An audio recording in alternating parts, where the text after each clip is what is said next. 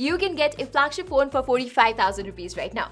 This is the Samsung Galaxy S23 and it is available for below 45,000 rupees on Flipkart on today's date, making it the best flagship phone deal right now. Now, I have to tell you that 45,000 rupees is not the MRP because it involves a bit of bank discounts and offers too, but if you can avail that, you are in for a treat. Let me explain why. First of all, I want to circle back to saying that this is a proper flagship phone, so you will get a lot of flagship features here, starting with a powerful processor, a great camera system, a premium design, wireless charging, and a heck of a gorgeous screen. And especially if you're someone who loves a compact form factor, there is no better deal than this. The S23 has a very well-made premium glass design with aluminium frames and the best heft as well as the size to go with it. However, I have to tell you that something like the OnePlus 12R, which you can get for a similar price, will also provide a nice design with aluminium frames, but you are still getting a much better Victus 2 glass protection on the front as well as the back here, and a slightly refined and ergonomic form factor with the Galaxy S23. And it's not just the design. The S23 has a gorgeous screen as well, much better in comparison to something like the Galaxy S23 FE or even the OnePlus 12R for that matter. I especially found it to be more color accurate than the OnePlus 12R. It's also an LTPO screen, unlike the other two, has slimmer bezels, and overall it's just nicer to look at. Its brightness numbers are still competitive by 2024 standards, which is like 1200 nits in high brightness mode, which converts to good sunlight legibility. If you look here in real life usage, it's very similar to the OnePlus 12R, which boasts 1750 nits of peak brightness. Anyway, the most impressive thing about the Galaxy S23 has to be its cameras. It comes with a proper flagship grade camera system with a 50 megapixel primary, a 10 megapixel 3x telephoto lens, and a 12 megapixel ultra-wide angle sensor.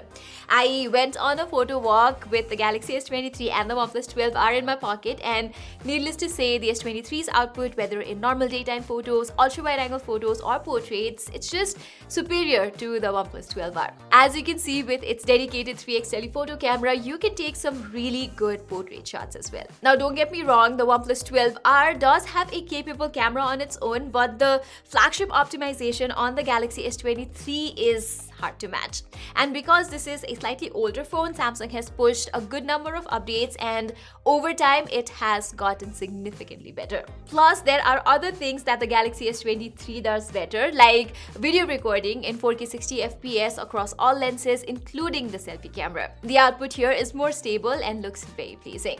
Now, talking about AI, the Galaxy S23 has also recently gotten the latest One UI 6.1 update, and hence has all the Galaxy AI features you get with the latest Galaxy S24 series, including circle to search, live translation, everything. Also, after the update, the Galaxy S23 feels more stable and optimized than before.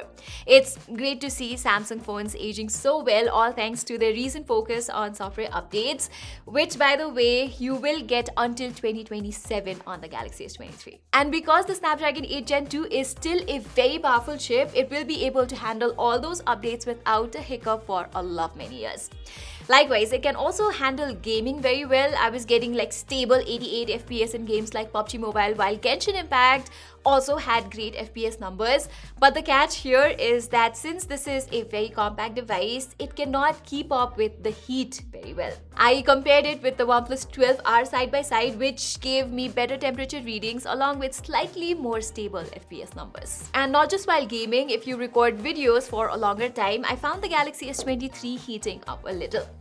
I guess there are some disadvantages of being small and cute. There are also little perks with Samsung Galaxy S23 which are hard to match, like its superior vibration motor for precise and pleasing typing, the well-spaced ultrasonic fingerprint sensor, or the fact that the speakers on the Galaxy S23 sound much fuller and balanced than any other phone that you get in this price range. Lastly, the Galaxy S23 gives you good battery backup as well. I don't know if you've watched my Galaxy S24 review, but upon testing, I found the Galaxy S23 giving me a better battery backup than the S24. Now, it's nowhere near the backup from the OnePlus 12R's 5500 mAh unit, but considering its compact design, it's not bad.